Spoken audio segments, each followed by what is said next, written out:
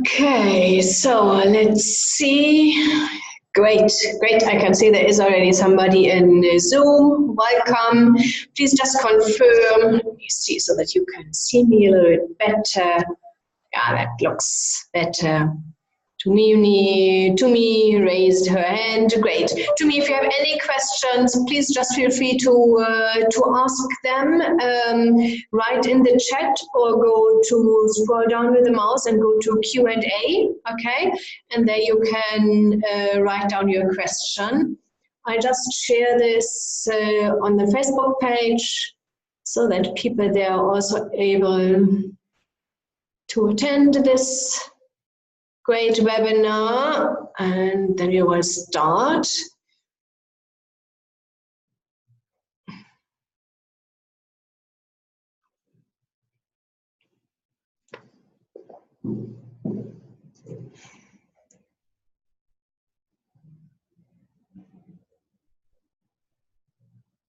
Yeah, just let me know that you can hear and see me right in the chat.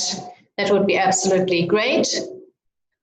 I need now here to write what's the topic today. We will the importance of the target market for funding applications. Okay, so let's share that. Let's hope that's working. Looks like that.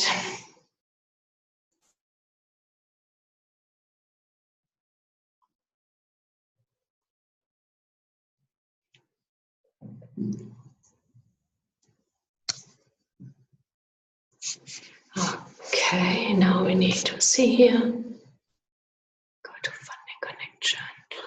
Each refresh.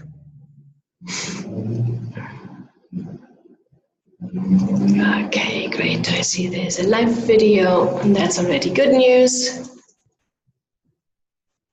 Okay, so I can see that I am online. Let me quickly see. Yep, and the sound is working. Great. Okay, so again, good morning, everybody. It's Monday morning again, and what I wanted to explain today is the importance that you are absolutely clear about your target market. That is something what the financiers are always wanted to know, and that you are also clear about, okay, who are really your customers, who are your clients, do you know what they want, do you know what they need, do you know, because if somebody wants and needs something, there's still a difference then between are they willing to pay for your services or your product, okay? If you start thinking about your business venture, then it's absolutely critical that you are clear about it. Number one is keep in mind that there are a couple of really different target markets already. So you can be a manufacturer. Okay, so if you're a manufacturer, please don't sell directly to the end user. Make sure that you're selling in bulk.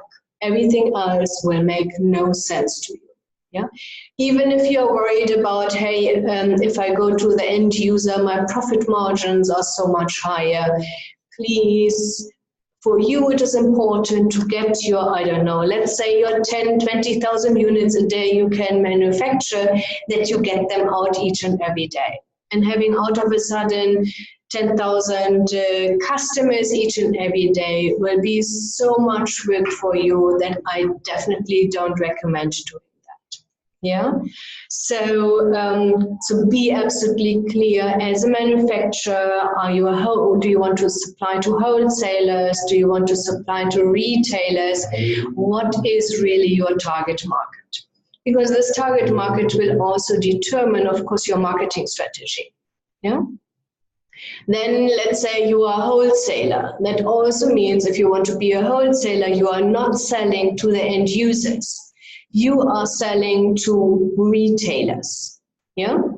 different shops, restaurants. There are a couple of wholesalers in different industries out there. So also there, be clear. That means you, as a wholesaler, you are also wanting to sell in bulk. And of course, the bulk, what the manufacturer, maybe the manufacturer wants to sell 5,000 units each and every year. The wholesaler goes down and says, we start from minimum 500 units, yeah, per order. So make sure that this is clear to you who you really want to approach. And then if you're a retailer, now we're coming further down, then you want to sell to end users. Now you also need to be absolutely clear in your area. Usually retailers are still here in South Africa in shops, in location. So you're not, most people don't do that online because that's a little bit more flexible. And then again, another strategy. So you need to think about, okay, in this area, these are the living standard measurements. These are the people around me. This is what they will pay money for. That's what they really need also. And then you need to have a small little feasibility study in place to show exactly, okay, this makes sense in this area. Yeah. So these are number one, the three different strategies, sales strategies. Now we go a little bit more deeper, because now you also need to think about, okay, so this is my target market. I know now exactly these are the wholesalers, and then you need to think about, okay, our product, it makes only sense, it makes only sense to supply in, let's say, 500 kilometers surrounding. Yeah, everything else is just too far, it will be too expensive, and it makes no sense. For some wholesalers, it may be even only 50 or 100 Ks. Always depends on where you are, and then you also need to make sure that, of course, your cost for distribution is definitely covered in your price. Something what I see lots of times when I see business plans, that they just ignore that, you know, and assume everybody will pick up or don't even think about it. And you see, if you are so clear about your target market, you know exactly these are the wholesalers, you are then starting already to be able to write down names. Okay, company names, and say, okay, these are here the 20 I would like to supply in my area. Let's start contacting them. And then I'm sure you all know that by now. I mentioned that every time is you need to have offtake agreements in place. And if you are working from business to business, that means you need to be able then to get offtake agreements. That means, okay, now I have these 20 wholesalers, let's start visiting them. Introduce yourself, say you're busy setting up this company, you will, you want to supply them with this and this and this product, and this will be the minimum order, that is the price, is this interesting? If you are not that brave, let's put it carefully this way, and I know what when you're thinking, oh, they will not buy from you, they don't know me, they don't see the product. Let me explain to you, this is one of the hurdles everybody needs to go through. And it doesn't matter if you have cash or if you don't have cash and you need to apply for a loan. Please don't start setting up manufacturing if you don't even know what your customers really want. I always recommend going out, don't see it as a sales call meeting, see it as a market research. Yeah, you go to a company, to some retailers, you introduce yourself, you say, this is what you want to do, this is your idea about the product, it will be, has this specs, this is the service you want to include it, this is the price you estimate will be there, and then you can ask them, is this interesting for you? please do me a favor, listen to what your customers are saying. Yeah, maybe they say, you know what, we have great suppliers. We are not even looking into any other to any other company to supply us. We are so happy with them. Then you know that this one is already not a potential client for you. Yeah, you need to find a niche where there are customers, they are not happy with the products or service they are receiving at the moment. You need to find customers, they are willing to pay a proper price for it, because you don't want, as a startup, you don't want to get involved in any price wars, because you will lose. Yeah, the established big corporates and companies will easily be able to win when you want to really go into a niche market where they feel they need to defend their boundaries, you know. So you need to find somebody, an area where customers are not happy, they still need this product, they are wanting to buy, and are willing to pay an appropriate price for it. Okay, so let's see. This is, I did already again 11 minutes. I usually only plan to do that for 10 to 15 minutes. Let me quickly go into Zoom. There are 2 participants who raised their hand. Please do me a favor, just either way scroll down with your mouse, okay, and then you see there's a chat button, you can ask some questions, or you go to the Q&A button and then you can ask there some questions, yeah? Let me see if there are also some questions on Facebook. Tuzeli is there again. Good morning. Thanks very much. Let me see if there are some questions. They're also watching people. Yeah, I love that. I'm sure you know that by now. Absolutely enjoying to do these things. That's so much fun for me. Okay, so there are no other questions on Facebook. Great. Let me quickly see what's happening here in Zoom.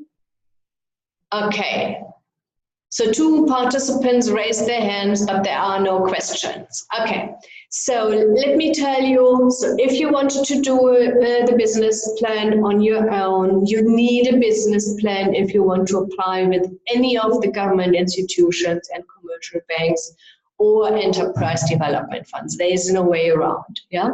And it doesn't matter if you are a startup or if you want to expand, it is still the same requirements. You need a business plan. Part of it is definitely being that clear about your potential customers and clients, and also writing that down, explaining that to the financier. And like I said, I'm involved in a couple of businesses. We are starting a couple of new businesses. I always do a business plan. Yeah, so I'm clear about the most important parts of the business, just to make sure that I have the full picture, to make sure that I don't forget anything. I'm doing this number 1 with my husband, but also together with some other, in different occasions with other business partners.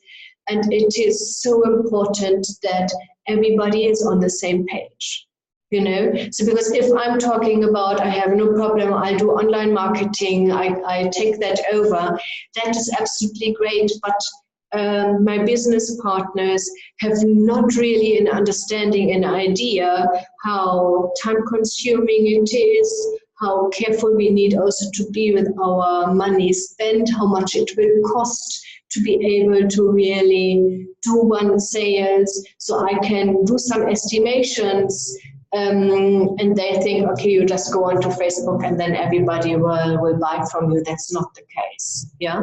And you don't want to spend thousands of rands just wasting the budget with no result. So it's important to really be clear about all the parts so that everybody knows that's my part, this is what is entailed. So if you are working together with somebody else, it's even more important.